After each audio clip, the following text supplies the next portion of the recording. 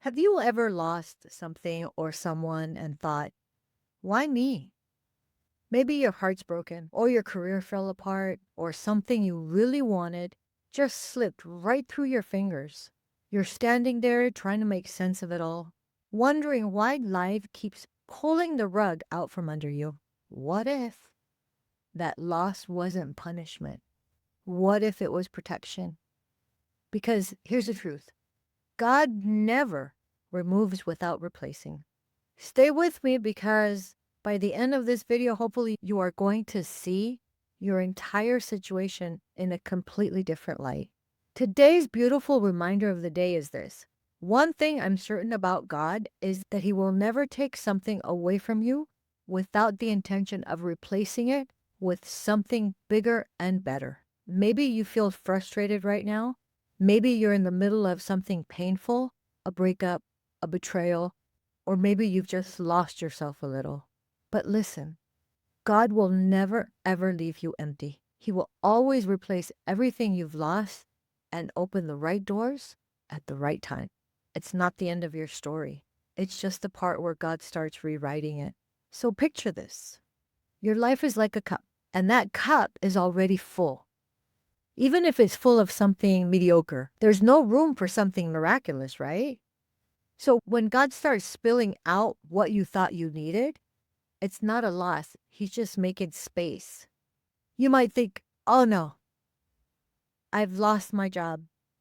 But in 3 months, that same loss might turn into a brand new opportunity, paying double and feeding your soul. Let's just say you went from 3,000 a month and stress headaches to 6,500 a month and total peace. That's not coincidence. That's divine replacement. Because sometimes subtraction is just the first step towards multiplication. So let's be real. It hurts when things fall apart. Nobody really likes change. When that person you loved walks away and when that dream collapses, you question everything, including God. But listen, pain is not proof that you're being punished. It's proof that you're progressing. Because out of every pain comes a step forward and a learning curve. Think about a seed. Before it grows, it literally breaks open in the dark. It falls apart underground, unseen, forgotten, buried. But that breaking is what allows it to bloom. You might be in your underground season right now. It's dark, it's lonely, it's cold. But you know what? You are not buried. You are planted. And that's a big difference. And when your season of growth arrives, you'll realize that what looked like loss was actually a setup for your breakthrough. You lost that relationship that was draining you. It broke your heart. But months later, you met someone who truly values you. Someone who matches your peace, not your pain. Someone who matches your peace, not your pain. If that old chapter hadn't closed, you'd never be ready for the love that God had waiting for you. That's divine timing, not tragedy. So let's talk about something powerful. God will never give you peace in a place where you're not meant to settle. That constant unease, that little voice whispering something's off, that gut feeling that we get, that's divine discomfort. That's your intuition. That's God telling you it's not right. He'll make that job unbearable. He'll make that relationship shaky. He'll make that friendship drift. Why? Because if you were comfortable in the wrong place, you'd never move toward the right one. And you might think you're losing stability, but you're actually gaining alignment. If you've been living at 60% of your potential, just settling, when God removes something, He's not dropping you to zero. He's clearing space so you can rise to 100%. Think of that as a 40% divine upgrade. But to receive it, you have to let go of the almost. So here's something I do whenever I start to doubt. I look back. Because sometimes the best way to restore your faith is to remember. Think back to the last time you thought you would never recover. Maybe it was a heartbreak. Maybe it was losing your home.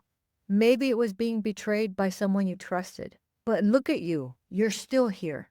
Stronger, wiser, and that's your proof. If he did it then, he can do it now.